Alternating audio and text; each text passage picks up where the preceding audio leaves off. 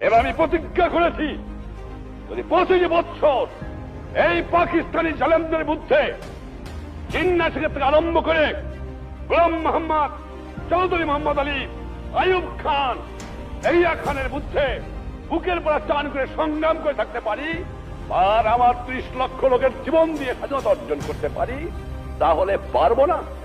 নিশ্চয়ই ইনশাআল্লাহ পারবো। এই বাংলার মাটির থেকে এই দুর্নীতিবাদ, এই ঘুষখোর, এই মুনাফাখোরি, এই চোরাচালানদের নির্মূল করতে হবে। আমিও প্রতিজ্ঞা নিয়েছি, তোমরাও প্রতিজ্ঞা নাও, বাংলার জনগণও প্রতিজ্ঞা গ্রহণ করো।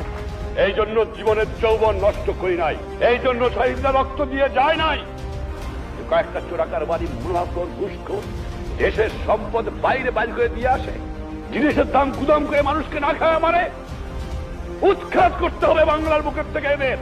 দেখি কত দুটা টিকতে পারে। চোরের শক্তি বেশি না ইমানদারের প্রতিপক্ষী, সেইটাই যেমন প্রমাণ হয়ে যাবে।